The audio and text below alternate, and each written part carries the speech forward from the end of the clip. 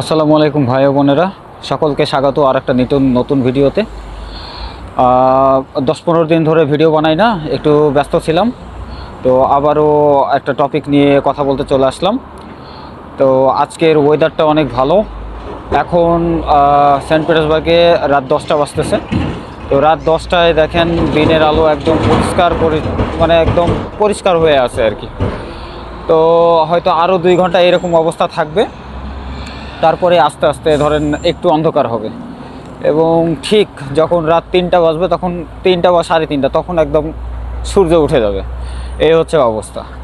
তো যাই হোক, আজকে যে টপিকটা নিয়ে কথা বলতে চাইলাম সেই টপিকটা নিয়ে তাহলে কথা বলা শুরু করি। সেটা হলো যে রাশিয়ায় যদি পড়াশোনা করতে আসতে চান তাহলে সেই ক্ষেত্রে মানে কোন সিটিটা আপনাদের জন্য ভালো হতে পারে সে বিষয়ে আজকে একটু কথা বলার চেষ্টা করব। তো এই টপিক সিটি চয়েসের বিষয়ে টপিক হবে আমার 2টা। তো আজকের টপিকটা হচ্ছে যে সাধারণত কোন সিটিটা ভালো হতে পারে সেটার বিষয়ে আপনাদের সাথে আজকে শেয়ার করব। তো দেখেন, আমরা বিদেশে যারা উচ্চশিক্ষায় আসি বাংলাদেশ থেকে, মিডল ক্লাস ফ্যামিলি থেকে, তারা কোনো না কোনোভাবে কিন্তু আমাদের একটা লক্ষ্য থাকে যে এই দেশে এসে কিছু ইনকাম করব। পড়াশোনার পাশাপাশি আমাদের সেটেলমেন্টটাই হচ্ছে মূল বিষয় এবং ইনকামটাই হচ্ছে আমাদের মূল বিষয়। যদিও 1% 2% পোলাপান যারা আছে তারা হচ্ছে যে কি বলবো যে হয়তো শুধুমাত্র লেখাপড়ার উদ্দেশ্যে বিদেশে পাড়ি জমায়, কিন্তু আসলে এত টাকা খরচ করে কেউ যদি বিদেশে পাড়ি জমায় তাহলে সেই ক্ষেত্রে কিন্তু শুধুমাত্র পড়াশোনা করার উদ্দেশ্যে বা স্টাডি করার উদ্দেশ্যেই কিন্তু সবাই কিন্তু আসে না। এটা কিন্তু সত্য কথা। তো যাই হোক, ইরিলিভেন্ট কথাবার্তা না বলি, আপনারাও সিটিটা দেখেন এবং হচ্ছে যে আজকের এই বিষয়টা নিয়ে কথা বলি। তো দেখেন, রাশিয়াতে হচ্ছে যে মোটামুটি রাশিয়া তো একটা পৃথিবীর অনেক বৃহৎ একটা দেশ, এটা আপনারা জানেন। তবুও এদের অর্থনীতির যে বিষয়টা সেটা হচ্ছে সেন্ট্রালাইজ হচ্ছে মস্কো, সেন্ট পিটার্সবার্গ এই ধরনের শহরগুলোতে।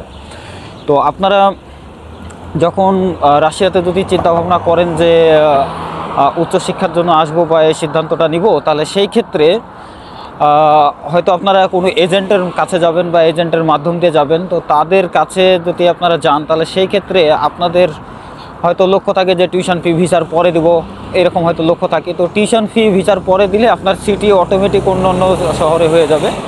মস্কোতে হয়তো দু একটা বা সেন্ট পিটার্সবার্গে 2-1টা ইউনিভার্সিটি আছে। আমার জানা মতে আসলে এরকম কোনো ইউনিভার্সিটি নাই যেখানে আপনার ভিসার পরে আর কি টিউশন ফি পেমেন্ট হয়। সবগুলোই হচ্ছে অ্যাডভান্স টিউশন ফি পেমেন্ট। তো যাই হোক, তো যেটা বলছিলাম যে যদি আপনি মস্কো অথবা সেন্ট পিটার্সবার্গের মতো শহরে আসেন তাহলে এগুলো হচ্ছে বিগ শহর। তো এখানে আপনার কাজের অপরচুনিটিটা অনেক বেশি। তো অপরচুনিটির কথা বলতে সবাই বলবে যে কাজের অপরচুনিটি বেশি, তবে কাজ তো আপনি সব কাজ করতে পারবেন না ভাই। এখন আপনি একটা স্টুডেন্ট, মিডল ক্লাস ফ্যামিলি হলেও তো আপনি শারীরিক পরিশ্রমের কাজ খুব কম সময়েই করছেন। তাহলে সেই ক্ষেত্রে যদি আপনি সিদ্ধান্ত নেন যে আপনি একটা ছোট শহর ধরেন উফা অথবা পস্কভ এরকম ধরনের কিছু শহরে ধরেন আপনি গেলেন, তো সেই ক্ষেত্রে ইভেন বলি ভরনেজ, যদি এই ধরনের কোনো শহরে বলেন তো দেখবেন যে কেউ টমেটো খেতে কাজ করতেছে, কেউ হয়তো ধরেন কনস্ট্রাকশানে কাজ করতেছে। কাজ তো ভাই মানে একটা উন্নত দেশে যেই জায়গাতেই আসেন না কেন কাজ তো থাকবে। এখন আপনার মানসিকতা যদি থাকে যে আপনি টমেটো বাগানে যা টমেটো তুলবেন অথবা কৃষিক্ষেত্রে কৃষিকাজ করবেন, যে কোনো কাজ পাইলেই আপনার হইল, যদি এরকম অবস্থা থাকে তাহলে the city doesn't matter at all. কিন্তু আপনি যদি মনে করেন যে না, আপনার পড়াশোনার পাশাপাশি একটা স্ট্যান্ডার্ড লাইফ লিড করবেন এবং একটা ভালো মানের কিছু জব করবেন, তো সেটা রেস্টুরেন্ট হতে পারে, সেটা বিভিন্ন কোম্পানি হতে পারে, সেখানে ফুড প্যাকেজিংয়ের কাজ হতে পারে, মানে ইচ অ্যান্ড এভরিথিং, অথবা ডেলিভারি হইতে পারে। ডেলিভারিটা নিজের স্বাধীন মতো আপনি ডেলিভারি করতে পারলেন, এই ধরনের অনেক ব্যাপার স্যাপার আছে। তো এগুলো সাধারণত আপনার বড় শহরগুলোতে আপনি পাবেন। মস্কো, সেন্ট পিটার্সবার্গে যদি আপনি ডেলিভারি করেন, ডেলিভারি করলেও আপনি বাংলাদেশি টাকায় 2 লাখ টাকা ইনকাম করতে পারবেন। কিন্তু এটার পিছনে অবশ্যই আপনার 12 ঘন্টা 10 ঘন্টা এরকম শ্রম থাকতে হবে কনসিস্টেন্টলি, তাছাড়া তো হবে না ভাই।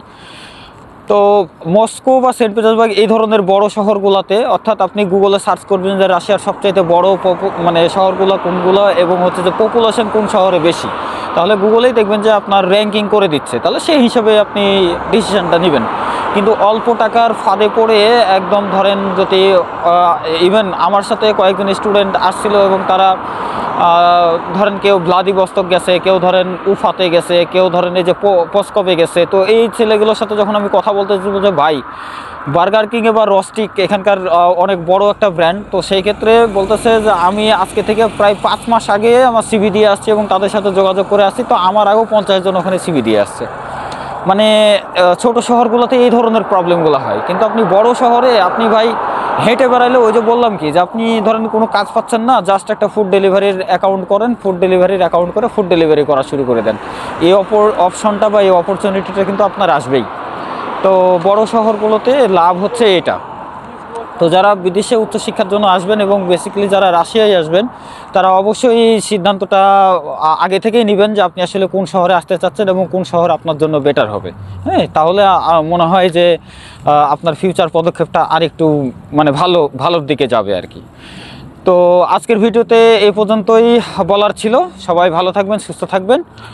আর ইন্টারন্যাশনাল অ্যাডমিশন গত যদি কোনো ইনফরমেশন দরকার হয় এবং সাহায্য দরকার হয়, তবে অবশ্যই আমার এডুগাইড ইউটিউব চ্যানেল এবং ফেসবুক পেজ এই দুইটার সাথেই থাকেন। নিয়মিত আমি আপডেট দেওয়ার চেষ্টা করব। আমার কাজের যখন আমি রিল্যাক্স পাই তখন আমি আপডেট দেওয়ার চেষ্টা করব।